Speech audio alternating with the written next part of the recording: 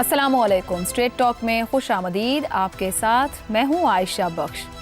Trump ने project freedom का ऐलान करते हुए इसे इंसानी हमदर्दी का इक़दाम करार दिया है, जिसका मकसद आबनाए हुर्मुज़ में फंसे हुए उन हज़ारों मल्लाहों और जहाज़ों को बाहिफाजत निकालना है जो इस जंग का हिस्सा नहीं बल्कि महज हाथ का शिकार हैं।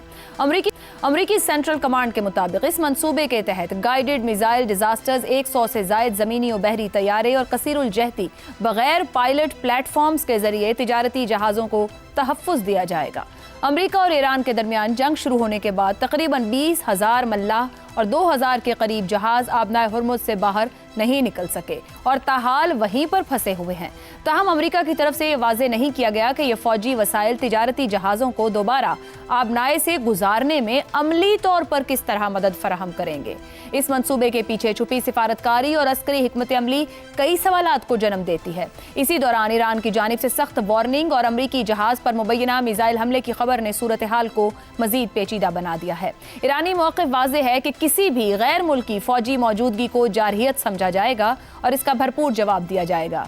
यहीं से प्रोजेक्ट फ्रीडम की कमजोरियां नुमायां होना शुरू होती हैं। सबसे पहली कमजोरी इस मंसूबे की गैर वाज़ेह हिकमत अमली है। अगर अमरीकी बहरिया बराह रास्त तिजारती जहाज़ों को स्क्वाड नहीं दे रही तो महज मौजूदगी से सिक्योरिटी का एहसास कैसे कायम होगा। दूसरी बड़ी कमजोरी जोग्राफियाई है। आबनाए हुर्मुज़ एक नहायत ही तंग गुजरगाह है जहां महदूद रास्तों में जहाज़ गुजरते हैं। ऐसे में किसी भी हमले से बचना इंतहाई मुश्किल हो जाता है। तीसरी अहम खामी ईरान की गैर रवायती जंगी सलाहियत है। ड्रोन्स, मोबाइल मिसाइल सिस्टम और छोटी कश्तियों के जरिए बारूदी सुरंगें, जिन्हें मुकम्मल तौर पर ख़त्म करना नामुमकिन नहीं तो मुश्किल ज़रूर होता है। आलमी इत्तलात के मुताबिक अमरीका के पास खित्ते में इतने वसाइल भी मौजूद नहीं कि वो रिवायती सिक्योरिटी स्क्वाड फराहम कर सके। माजी की टैंकर वॉर में भी महदूद जहाज़ों की हिफाजत के लिए कई जंगी जहाज़ दरकार थे। 1980 की दहाई के आखिर में होने वाली टैंकर वॉर के दौरान अमरीकी जंगी जहाज़ों ने खलीज फार्स में कुवैती ऑयल टैंकर्स को, जिन्हें अमरीकी परचम के तहत दोबारा रजिस्टर किया गया था, तहफ़्फ़ुज़ दिया था। इन मिशंस को ऑपरेशन अर्नेस्ट विल कहा जाता था, जिनमें चंद टैंकर्स के एक छोटे से काफिले की हिफाजत के लिए भी मुताद्दिद अमरीकी जंगी जहाज़ तैनात किए जाते थे। जबकि मौजूदा हालात में अमरीका को बैक वक्त नाकाबंदी, फ़िज़ाई दफ़ा और दीगर अस्करी जिम्मेदारियां भी निभाना पड़ रही हैं। इसके अलावा सबसे बड़ा मसला यह है कि इस मंसूबे की कामयाबी ईरान के रद्द अमल से जुड़ी हुई है। ईरान वाज़ेह तौर पर इस मंसूबे को चैलेंज करने के मूड में नजर आता है। ऐसे में बुनियादी सवालात जन्म लेते हैं। क्या प्रोजेक्ट फ्रीडम वाकई आलमी तिजारत को बहाल कर सकेगा या ये एक और नाकाम अस्करी मुहिम साबित होगा कि मुज़ाहिमत इस मंसूबे को अमली तौर पर नाकाम कर देगी? और क्या इस कशमकश के नतीजे में सीज़ फायर का कमज़ोर ढांचा भी टूट जाएगा? क्या ट्रंप का ये इक़दाम एक नई जंगी शिद्दत को जन्म दे सकता है? इसी पर प्रोग्राम के पहले हिस्से में गुफ्तगू रखेंगे। हमारे साथ हैं ज़ैगम खान, रज़ा रूमी, शहजाद चौधरी और हसन निसार साहब। प्रोग्राम का सवाल आप सभी के लिए। तहजीब की तबाही, रजीम चेंज, अंदरूनी बगावतें, हर प्रोजेक्ट में नाकामी के बाद अब ट्रंप का प्रोजेक्ट फ्रीडम अमेरिका का सोचा समझा मंसूबा या ट्रंप के जहन में आया एक और नाकाबिले अमल तसव्वुर? ज़ैगम खान साहब, आपके ख्याल में क्या प्रोजेक्ट फ्रीडम जिसका ऐलान किया गया प्रेसिडेंट ट्रंप की जानिब से, ये मुकम्मल होमवर्क के बाद एक प्लान सामने रखा गया है यहाँ से लोगों को, कश्तियों को निकालने के लिए, महफूज मकामात तक पहुँचाने के लिए? ये वो होमवर्क हैं जो ट्रंप साहब अपने दिमाग में करते रहते हैं और उनके अफसरान में हिम्मत नहीं है कि डेयर कर सकें। जो डेयर करता है वो सैक हो जाता है। जंग के दरमियान में टॉप जनरल्स को निकाला गया है, सैक किया गया है, जो इंतहाई गैर मामूली बात होती है। तो कौन उनको ना कहेगा? और ट्रंप साहब का इस वक्त बुनियादी मसला ये है कि उन्हें कुछ ऐसी चीज़ चाहिए जिसको लेकर वो फतह का ऐलान कर सकें कि देखो, मैंने ईरान को हरा दिया, मैंने ईरान को यरका दिया, हम सुपर पावर हैं और सुपर पावर रहेंगे और हम जो हैं वो छा गए। अब मसला ये है कि वो ऐसे वक्त में वो हरकतें करते हैं जब कोई उम्मीद पैदा होती है। जब ईरान ने हुर्मुज़ को खोला था उस वक्त भी उन्होंने नाका लगा दिया और फिर नाकाबंदी जारी है। पूरी दुनिया की मईशत फंसी हुई है। इस वक्त 2000 बहरी जहाज़ हैं जो रुके हुए हैं खलीज में, गल्फ़ में, हुर्मुज़ की दूसरी तरफ, और 20,000 सेलर्स हैं और पूरी दुनिया की मईशत है जो वहाँ फंसी हुई है। और ये सारा कुछ हो रहा है ट्रंप की वजह से और नेतन्याहू की वजह से। अब ये कहते हैं कि हम जाएंगे ہم کانوائے بنا کر جائیں گے اور شپس کو نکلوا کر لائیں گے. اور کیوں کریں گے؟ انسانیت کی وجہ سے. حضور آپ کی انسانیت تو ہم نے غزہ میں دیکھ لی آپ دونوں کی. آپ کی انسانیت ہم نے ایران کے شہروں میں بھی دیکھی, ایران کے سکولوں میں بھی دیکھی, ایران کے پلوں میں بھی دیکھی, ایران کی یونیورسٹیوں میں بھی دیکھی. اب ہرمز میں آپ ہمیں اپنی مزید انسانیت کیا دکھائیں گے؟ اور پھر جو آپ نکال کے بنانے لگے ہیں یہ سیکیورٹی ببل, یہ تو آپ کے خود افسران جو ریٹائرڈ ہیں وہ نہیں مان رہے. نیوی کے بڑے بڑے افسران وہ کہہ رہے ہیں کہ اس کا کوئی فائدہ نہیں ہے, یہ ممکن نہیں ہو سکتا, اس طرح کا ببل بن ہی نہیں سکتا. ٹھیک ہے, آپ بہت سارے جہاز لے کر چلے ہیں, آپ ڈسٹرائرز لے کر چلے ہیں, آپ ایئر کرافٹس لے کر چلے ہیں, 15,000 افراد آپ انگیج کر رہے ہیں, لیکن ایک مختلف طرح کی جیوگرافی ہے اور یہ مختلف طرف کی دنیا ہے. یہ پھنسے ہوئے ہیں 20ویں صدی میں. یہ سمجھتے ہیں کہ جس طرح ایران عراق جنگ کے درمیان میں ہمارے آیا کرتے تھے جہاز اور اسکارٹ کیا کرتے تھے اور نکال کر باہر لایا جا کرتے تھے, جیسے ان کے ایک اسی طرح کی ایک کارروائی کا آپریشن کا نام تھا ارنسٹ ول. جی لیکن یہ تو وہ دور نہیں ہے, یہ تو 1990s نہیں ہے. جس طرح کی سیمیٹرک پاور اس وقت ایران کے پاس ہے, اس میں تو بہت آسانی سے ان کے بہترین جہاز نشانہ بن جائیں گے. میزائل بھی ان کو لگ سکتے ہیں, ان کو ڈرون بھی لگ سکتے ہیں, ان کو جو سپیڈ بوٹس ہیں وہ بھی نشانہ بنا سکتی ہیں, جو چھوٹی چھوٹی انہوں نے مڈٹ سب میرینز بنائی ہوئی ہیں وہ بھی ان کو ہٹ کر سکتے ہیں. صحیح. آخر کوئی وجہ تھی نا کہ امریکہ کی نیوی اب تک ادھر قریب ہی نہیں آ رہی تھی, قریب ہی نہیں پھٹک رہی تھی. آپ اس کو ناقابل عمل تصور کہہ رہے ہیں, تو سر کیا یہ بھی کہا جا سکتا ہے کہ ہو سکتا ہے ٹرمپ ایک ایک قدم پیچھے لینے کو, جب وہ انسانیت کی بات کر رہے ہیں, مدد کی بات کر رہے ہیں, یہ وہی ٹرمپ ہے جو توڑنے, مارنے, تباہ کرنے, پھینک دینے کی بات کر رہے تھے, وہ ایک ایک قدم پیچھے ہٹانا چاہ رہے ہوں کسی زاویے سے؟ اس میں پازیٹیوٹی دیکھی جائے تو دیکھیں نا وہ کھیل کیا کھیل رہے ہیں. ایک طرف انہوں نے ایران کا جو جہاز پکڑا تھا اس کو ریلیز کر دیا, پاکستان بھیج دیا. بالکل. جن لوگوں کو پکڑا تھا ان کو ریلیز کر دیا. اب یہ کیا ہے؟ یہ گڈ ول کا میسج ہے. اور اس کا نیکسٹ سٹیپ کیا ہونا چاہیے تھا کہ اب ایران ایک تھوڑا سا ایک سٹیپ آگے لیتا.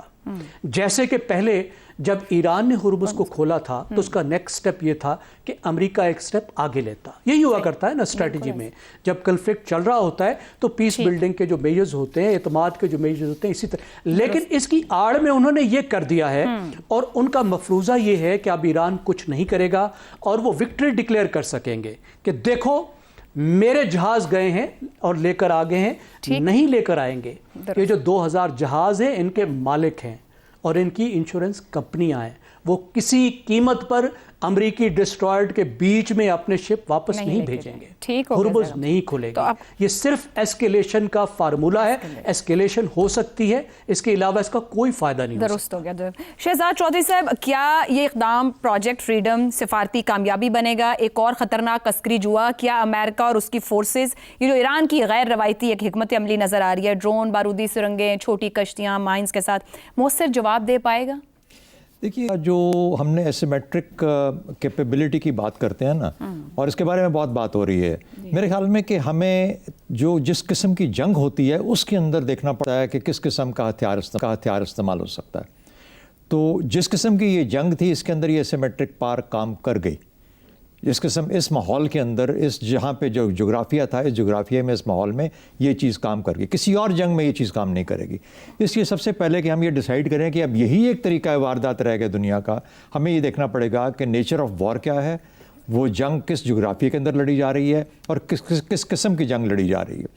تو جب ہم ان چیزوں کو دیکھیں گے تو پھر ہمیں پتہ لگے گا کہ کون سے ہتھیار کس طریقے سے کتنے افیکٹولی استعمال ہو سکتے ہیں. لیکن اس کو چھوڑتے ہیں. سوال یہ ہے کہ جو ٹرمپ کی بڑی, جو آپ نے سوال اٹھایا کہ جو ٹرمپ کر رہا ہے یہ اصل میں ہے کیا, میرے حساب سے جو زیادہ بڑی خبر ہے وہ یہ ہے کہ مذاکراتی عمل ابھی تک جاری ہے. بالکل. مذاکراتی عمل میں کسی قسم کا کوئی تعطل نہیں ہے. یہاں سے پیغام جاتا ہے, وہاں سے جواب آتا ہے, اور دونوں سائڈز اس کے اوپر غور کر رہی ہیں. تو مجھے لگتا ہے کہ اصل جو چیز ہے وہ مذاکراتی عمل ہے, کیونکہ دونوں, میں بارہا کہہ چکا ہوں کہ دونوں تھک چکے ہیں اس جنگ سے.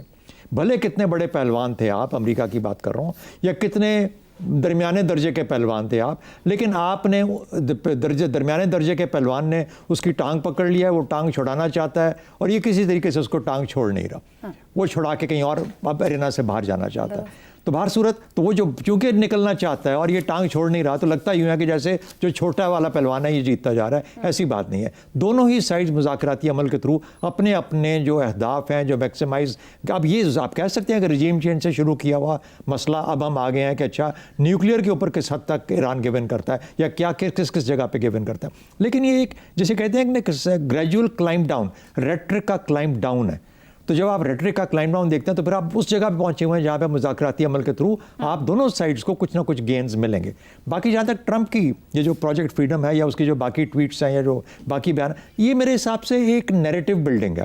وہ نیریٹو بلڈنگ کس کو ایڈریس کر رہی ہے کہ میں ایک بہت طاقتور امریکہ کا صدر ہوں, امریکہ بہت بڑی طاقت ہے, ہم یوں کر دیں گے, ہم وہ کر دیں گے. اس کے بعد پھر دنیا کی طرف سے اب ٹیلی فون جا رہے ہیں, پوٹن نے رنگ کیا, چین والے بھی کہیں گے ہمارے جہاز پھنسے ہوئے ہیں, ہماری ٹریڈ بند ہے, ہمیں وہاں سے کموڈیٹیز نہیں مل رہی. تو یہ وہ چیزیں ہیں جن کا جواب یہ اب وہ کرے یا نہ کرے لیکن جواب دے رہے ہیں اپنے نیریٹو کے تھرو.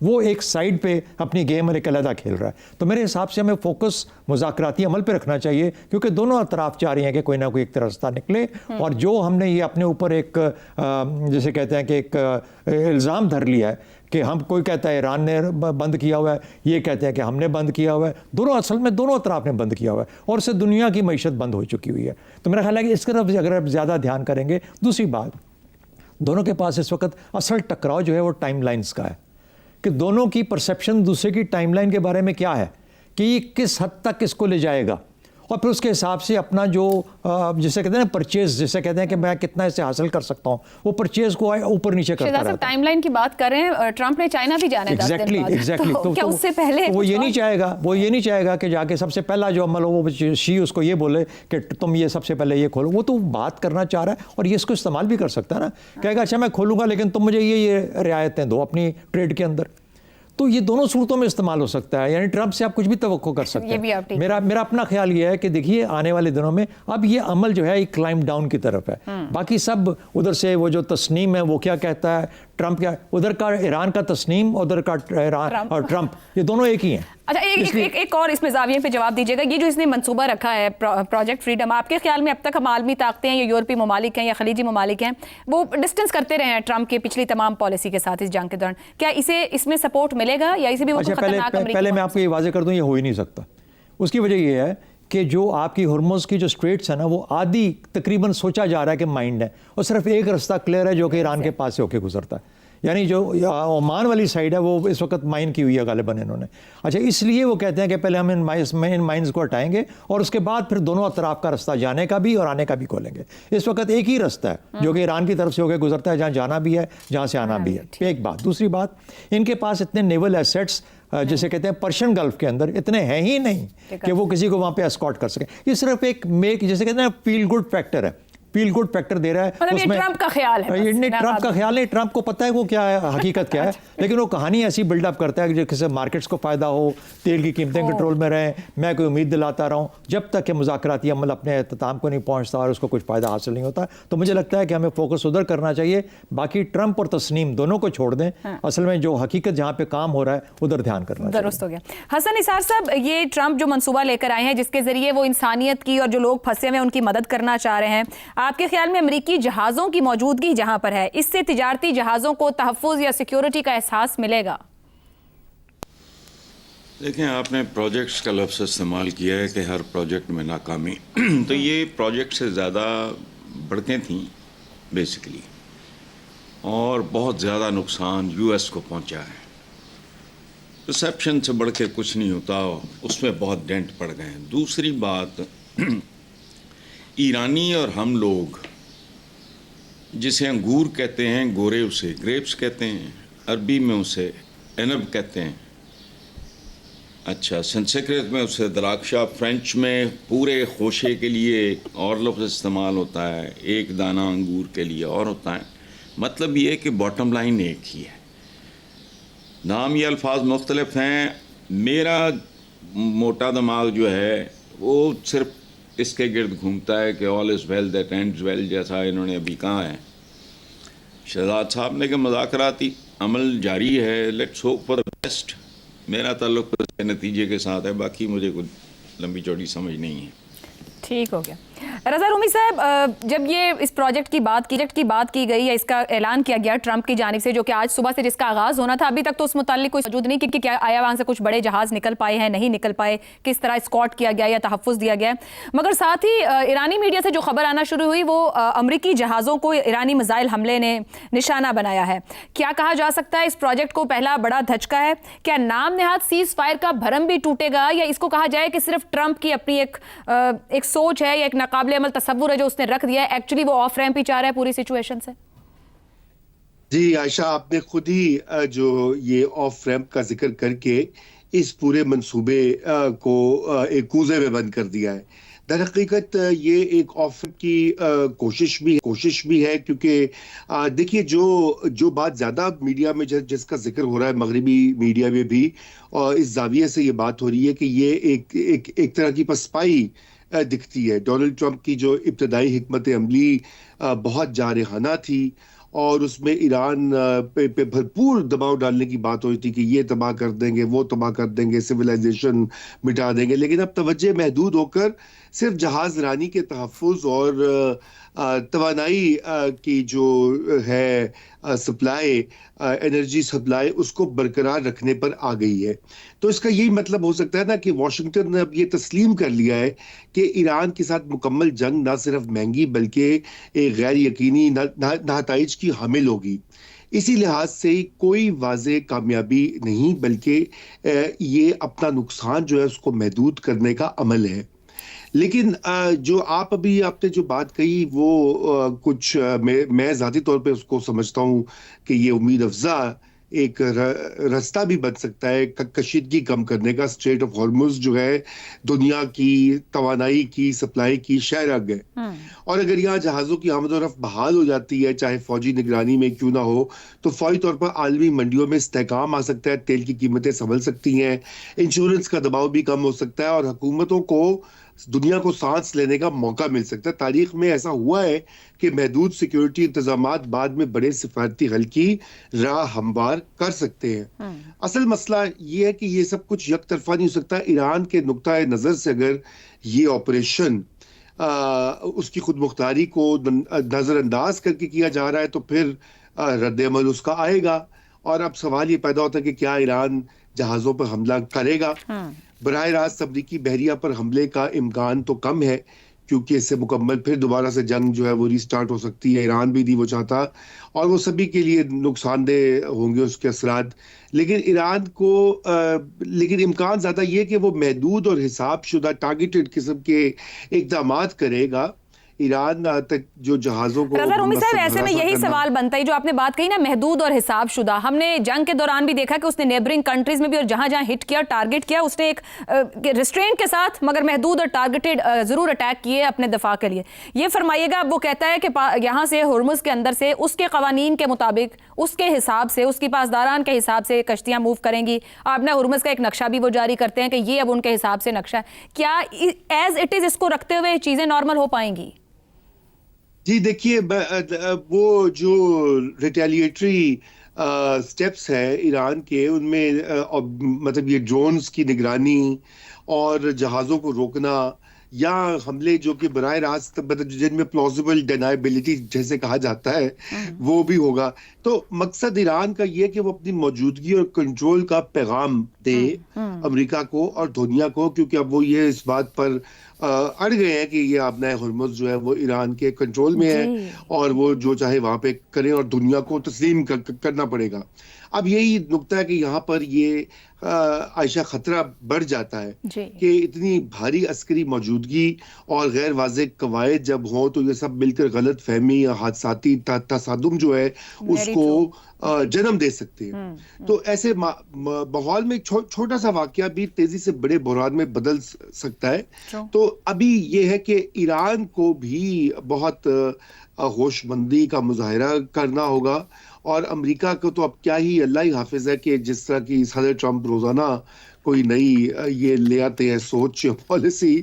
تو لیکن تھوڑا ٹون ڈاؤن ہوئے ہیں وہ بھی پچھلے 3-4 دن میں جس حساب کی گفتگو کرتے ہیں. بالکل اپنی ضرورت کو ہوئے ہیں، کیونکہ حالات اچھے نہیں ہیں یہاں امریکہ میں. ان کی جو اوپینین پولز ان کے حق میں وہ مزید نیچے گر گئے ہیں، اور لوگوں کی جو ڈسسیٹسفیکشن ہے وہ اور بڑھ گئی ہے کیونکہ گیس کی قیمتیں اور اوپر گئی ہیں پچھلے 2 دنوں میں.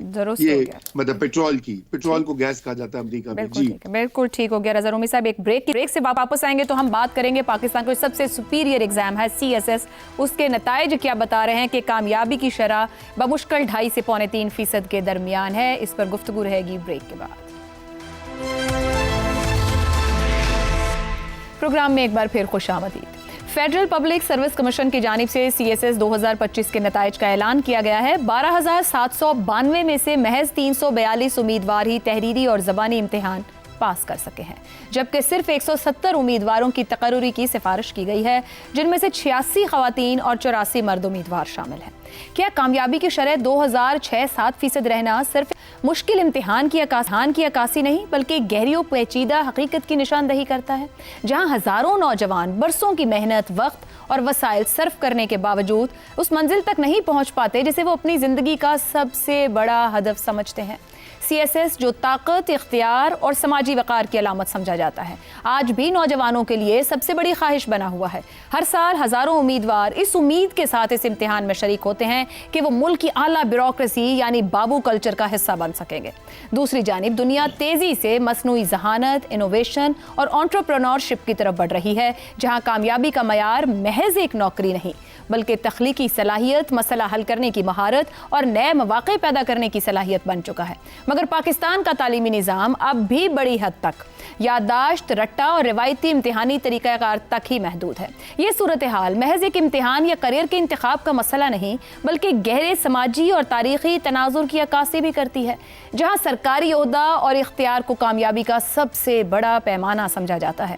یہ صورتحال بہت جنم دیتی ہے کہ آج کے پیچیدہ اور تیزی سے بدلتے ہوئے دور میں ایک جنرلسٹ آفیسر واقعی ہر شعبے کو مؤثر انداز میں چلا سکتا ہے. کیا واقعی ریاست کو آج بھی اتنی ہی بیوروکریسی درکار ہے جتنی ٹیکنالوجی سے قبل درکار تھی؟ انہی سوالوں کے جواب تلاش کرتے ہیں سوال پینل کے لیے. CSS امتحان 2025 کامیابی کی شرح صرف 2.67%. پرکشش ریاستی ملازمت, مراعات اختیارات کے باوجود شرح کامیابی خطرناک حد تک کم. امیدواروں کی نااہلی یا نظام ہی قابلیت کا تعین نہیں کر پا رہا. رضا رومی صاحب, آپ تو پورے پروسیجر سے گزرے دہائیاں پہلے, یہ بتائیے گا کہ کس بات کی طرف یہ سب اشارہ ہے؟ امتحان اور نصاب کے اندر بنیادی تضاد ہے, کیا ہم سمجھنا چاہیں گے آپ سے؟ جی بہت شکریہ عائشہ. اور دیکھیے مسئلہ یہ ہے کہ یہ بڑا پیچیدہ ایک معاملہ ہے, کیونکہ اس کی وجہ یہ ہے کہ ہمارا جو تعلیمی نظام ہے یہ اس کا بھی ایک بہت بڑا جیسے کہنا چاہیے وہ ایکسپوز ہو جاتا ہے کہ ہم اسٹوڈنٹس کو اسکولوں میں, کالجوں میں, یونیورسٹیوں میں ماسٹرز کی ڈگریز بھی لوگ لے لیتے ہیں, لیکن کرٹیکل تھنکنگ جسے کہا جاتا ہے یا انالیسس کرنے کی جو مہارت ہوتی ہے وہ نہیں سیکھ پاتے. دوسری بات یہ ہوتی ہے کہ یہ سارا جو امتحان ہے انگریزی میں ہوتا ہے. اب یہ ایک بہت بڑا امپیڈیمنٹ ہے.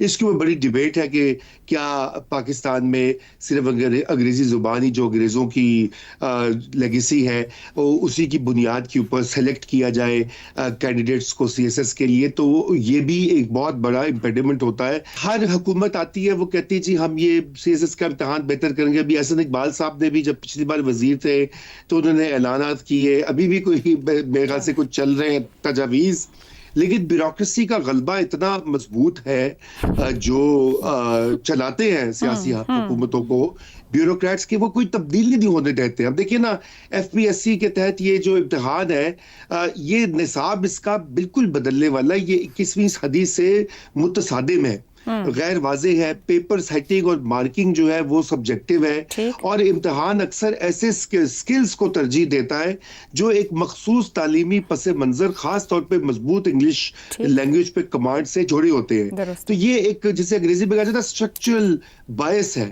اور آخر میں یہ آپ کو یہ بھی بات کہہ دوں کہ یہ اصل معاملہ یہ ہے کہ ہمیں اب یہ امتحان ختم کر کے جہاں پہ جرنلسٹ جیسے آپ نے اپنے ابتدائیے میں بھی کہا اس کو ختم کر کے اسپیشلائزیشن کا دور ہے. یہ اس امتحان کی جگہ کئی مختلف امتحان ہونے چاہیے جو کہ ہر سروس کے لیے الگ امتحان میں ریکروٹمنٹ ہو اور اس میں فرق قسم کے سکلز جو ہے ان کو اسیس کیا جائے. درست. شہزاد صاحب آپ سے اسی معاملے پر، لیکن آپ جانتے ہیں ادارے کتنے اہم ہیں، ادارے ڈیلیور کیسے کرتے ہیں، اسٹرکچر کیا ہے، قابلیت، میرٹ، آپ زندگی میں ان تمام چیزوں سے گزرے، یہ کیا ہے جو لوگ CSS کے پیچھے بھاگتے ہیں، ریاستی ملازمت کے پیچھے، جبکہ دنیا میں سب کچھ بدل گیا ہے؟ سوال یہ پیدا ہوتا ہے کہ نوکر شاہی یا بیوروکریسی اتنی پیچیدہ کیوں ہوتی ہے ہمیشہ؟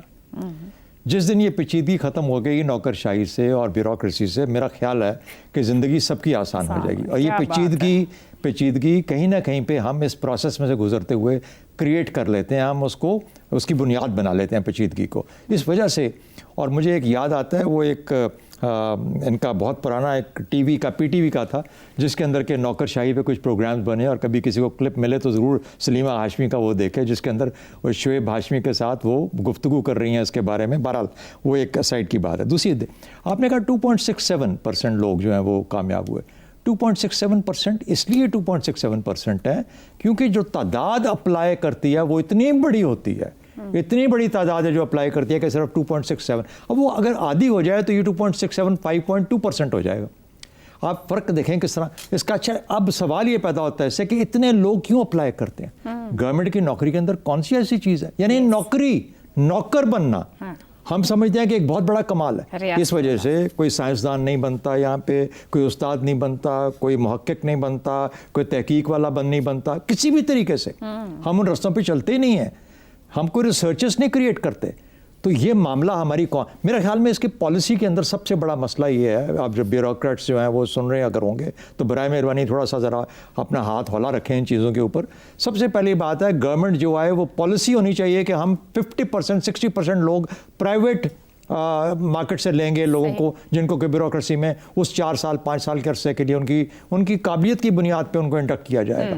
آپ یہ کریں، آپ دیکھیں کتنی آپ کی پرسنٹیج بھی بڑھ جائے گی، لوگ اپلائی کرنا بند کر دیں گے. اس طرف دھیان دیں گے جہاں پر کہ معاملات ان کے جو آپشنز ہیں وہ کھلنا شروع ہو جائیں گے. پھر یہ ساری جو شکایات ہیں وہ ختم ہونا ہے. میرا خیال ہے کہ ہمارا چونکہ اسٹرکچر اس طریقے سے بنا دیا گیا ہے اور ہمارا فوکس ہی ادھر ڈال دیا گیا ہے، اس وجہ سے ہم اس سے آزاد نہیں ہو پاتے اور باقی رستے جو اتنے ہیں، جتنی اپرچونیٹیز ہیں، ان کو استعمال نہیں کرتے. درست ہو گیا. یہ بھی یہاں پہ ایڈ کر لیں کہ ابھی یہ جو بچے رہے ہیں 12,000-12,500 یہ اسکریننگ کے بعد ہیں. اب ایک اسکریننگ بھی پچھلے 2-3 سال سے شروع کی گئی جس میں آلریڈی کچھ ہزاروں نکل جاتے ہیں. دوسرا ایک اچھی بات یہ ہے کہ اس بار خواتین کا نمبر زیادہ آیا ہے، جو کہ بہت واقعی دل خوش کر دینے والی بات ہے. بریک لیتے ہیں، بریک کے بعد حسن صاحب اور زیغم صاحب کی رائے آپ کے سامنے رکھیں گے.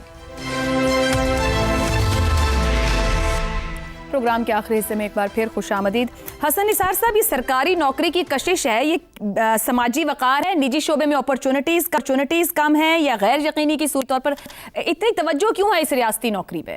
دیکھو بات سنو، میرا ابھی فائنل ایئر کا رزلٹ نہیں آیا تھا، میں نے گھر چھوڑ دیا.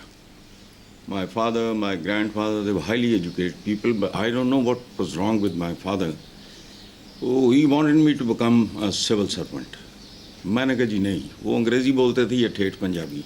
میں نے کہتے وجہ، میں نے کہا جی میں ایک سے زیادہ وجہ دیتا ہوں. پہلی بات یہ ہے پبلک سرونٹ. میں زندگی میں نے گزاری ہے بالکل جیسے ایک لائر ہوتا ہے، انجینئر ہوتا ہے، آرکیٹیکٹ ہوتا ہے. میرا اس طرح کا ہوتا ہے، اپنی ٹرمز پہ کیا ہے سب کچھ جو کچھ کیا. تو میں نے کہا جی یہ کیے نہیں کہ اچھا گیو می انادر ریزن. تو میں نے کہا دوسری یہ ہے سفری سیلز مینوں کی طرح آج ادھر کل ادھر، یہاں کو دوستیاں کچھ اور یہ وہ میں نہیں کر سکتا. تیسرا میں نے کہا جی میں نہیں اس میں بلیو ہی نہیں کرتا. میرا چپڑاسی اگر بلے شاہ اچھا گاتا ہوگا تو میرا وہ دوست بن جائے گا. میرا باس بانگا ہوگا تو میں وہی کروں گا جو میں کرتا ہوتا ہوں، آپ کو پتہ ہے. So any way I left home for good 14 years. انہوں نے کہا کہ تو کہہ رہا ہے میں رائٹر بنوں گا تو بھوکے مرو گے. میں نے کہا جی آپ کے پاس نہیں آؤں گا. اس پہ بات بڑھ گئی اینڈ آئی لیفٹ. خیر ایک خاص مینٹیلٹی ہوتی ہے، قطعاً نہیں، ایک خاص ذہنیت ہے جو اس طرف جاتی ہے. اینی وے، اور وہ بہت سطحی بھی ہے اور ان کو کوئی نظر نہیں آتا نا. اس میں بہت زیادہ سیکیورٹی ہے جب تک آپ ریٹائر نہیں ہوتے، یہ وہ سارا. دوسری بات یہ جو رضا رومی صاحب نے کی ہے انگریزی کی، انگریزی کو تو مارو گولی. اینی پروگرام، اینی بڈی. آپ کی تو اردو 30% غلط ہوتی ہے. آپ کے بڑے بڑے فن خان دانشور ٹی وی پہ بیٹھے دارالخلافہ کہتے ہیں اسلام آباد کو. آپ کو نہیں پتا وہ دارالحکومت ہے. خلیفے تو کب دے گئے ہیں. खिलाफत कहाँ से आ गई? अच्छा, फिर फौज को फौज, इमला और तलफ़ुज़, इतनी गलतियां हैं, बंदा खुड़ता है। अवाम ये कहती है, कोई शर्म भी नहीं आती। आम आदमी ये कहती है, कभी सुना, आम आदमी ये चाहती है, कभी आपने बोला ये सुना है, लेकिन जब वो जमा हो जाएंगे उनका जेंडर बदल जाएगा। What nonsense. बशुक्रिया को बशकरिया। ये जो वी लॉगर्स वगैरह बैठे होते हैं, कभी पढ़ा तो सही इनको। सही। अंग्रेजी तो जिसको नहीं आती वो तो मुंह ही नहीं मारता। लेकिन ये अच्छा, असल जो आपका जवाब है, हाँ जी, असल जी, जो मेरा तकिया कलाम है for the last 30+ years, column जब तक लिख रहा रहा, मेरी बॉटम लाइन ये थी। भौंकता हूं मैं जो कुछ, मेरी बॉटम लाइन एक ही होती है। वो क्या? इस शेर को समझो। जी। गिरो तो साथ गिरे शाने शाह सवारी भी, जवाल आए तो पूरे कमाल में आए। ठीक हो जैसे गया जी। मौत आती है तो पूरे जिस्म को आती है, दुरुस्त हो गया। जवाल आता है तो मौत की तरह होता है। ठीक है। पूरे माशरे की हर जगह। वो कोई फैज है आज, कोई मुनीर रियाजी है? नहीं। ये जितने खूबसूरत शायर थे हमारे, सही है। एक बताओ उनके पाएगा। लल्लू पंजू हैं। ठीक हो गया।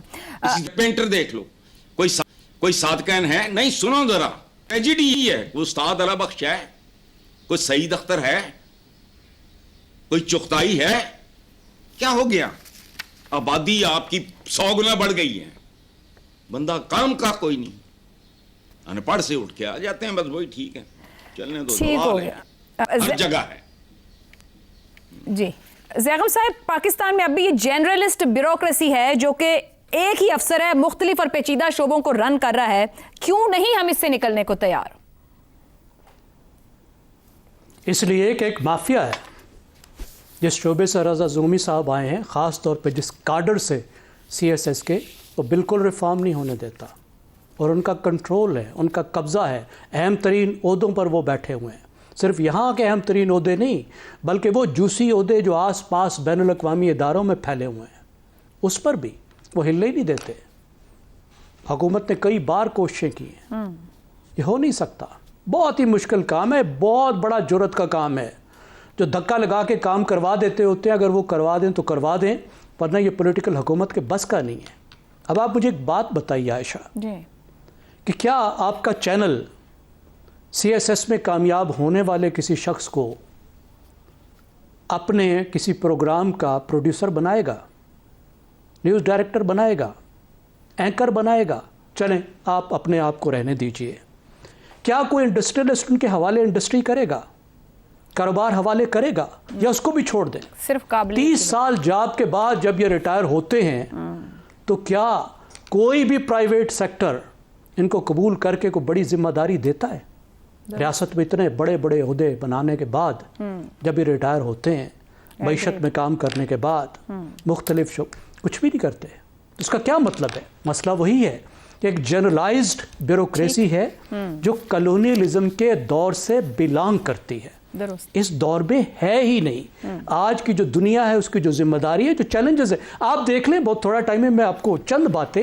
इस वक्त सबसे बड़ा चैलेंज है क्लाइमेट चेंज का। क्या कैपेसिटी है हुकूमत में, आपके इदारों में, आपकी ब्यूरोक्रेसी में उससे निपटने की? मईशत को हैंडल करने की क्या कैपेसिटी है? कितने मईशत दान हैं जो आपकी सिविल सर्विस के अंदर मौजूद है?